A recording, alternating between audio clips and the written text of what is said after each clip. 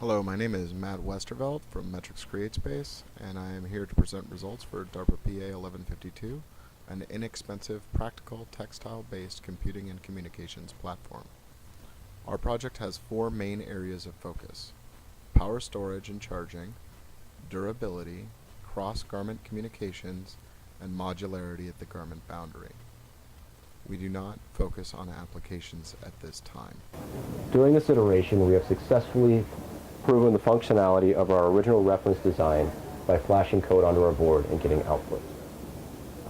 This allows us to continue moving forward, and we have made process improvements on our design, manufacturing, and assembly procedures. One of the project goals was to design an unobtrusive electronic circuit. In this revision, we decided to make it flexible in one direction. We've achieved this by removing the power and ground planes and making the traces travel all in the lengthwise direction.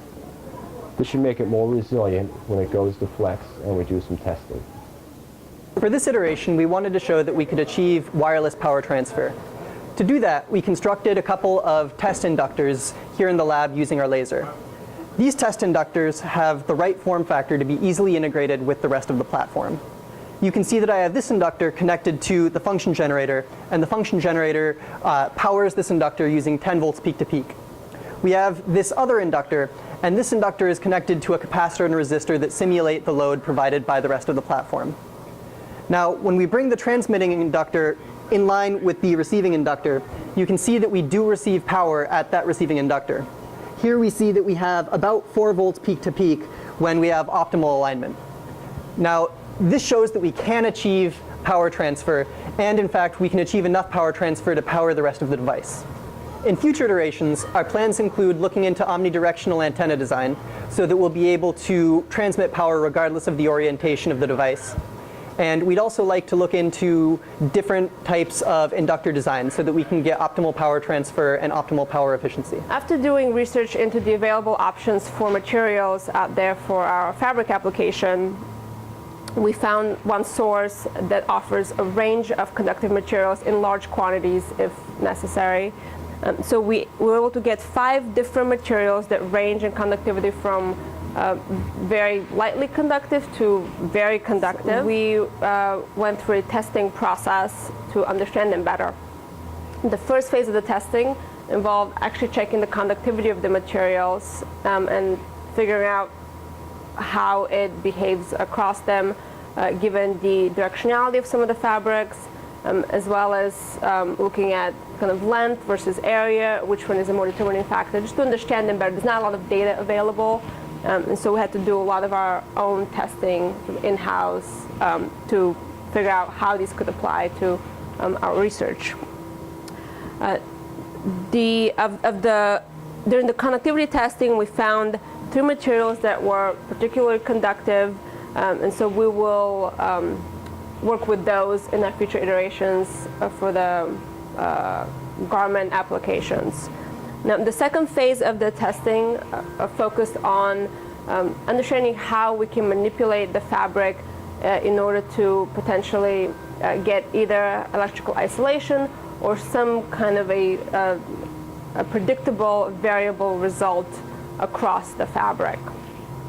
The testing for that involved taking small segments of fabric and rastering out a sort of a division line across the midpoint of each piece.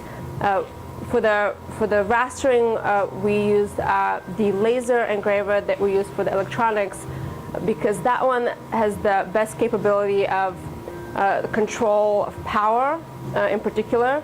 So for the fabric testing, we had to understand how much we can push the power on that. It was unclear. Can we do 16 watts versus 5 watts? Kind of understanding that.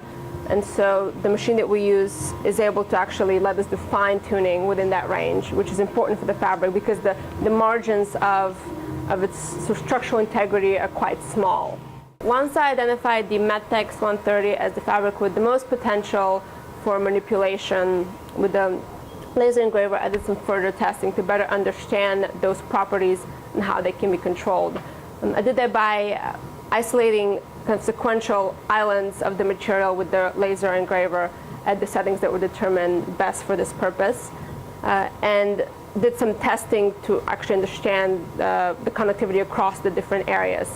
What I found was that in the rastered out parts, there was no flow of electricity, but any islands of undamaged area or unrastered area still showed the same conductivity as just the material by itself, which is interesting. It's particularly interesting because we end up with a double-sided material, because the back side of it, even across the damaged areas on the underside, still conducts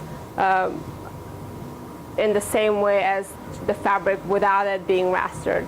And so we end up with a double-sided material where we have conductivity on the underside, and then we have a breaking conductivity along the top surface where we've rastered out an area, which has some very interesting potential applications for our future iterations. After completing the conductivity testing, I chose the most conductive fabric and combined it with conductive tape and conductive thread at the same level of conductivity. The next phase of that testing involves actually integrating those materials into garments. We have a pair of pants and a shirt, and the goal of this phase is to test for electrical connectivity between the two garments. We did that by attaching the conductive fabric along each garment. So we have the shirt and then along the belt of the pants, and using some conductive tape and thread to get to our testing points, which we established for this iteration. The main goal is to be able to have multiple points, multiple lines of connection across the two garments that are isolated from each other. The material of the garments themselves is non-conductive, and so as long as each panel is physically separated, we get natural isolation between the lines of electrical conductivity. The final results show a very minimal voltage drop across the garments with a fairly loose connection just by kind of draping shirt over pants. And that is very encouraging for our next iteration, where we'll hope to establish lines of communication along those same electrical conductive paths. Electrically conductive paths would have been more correct, but whatever.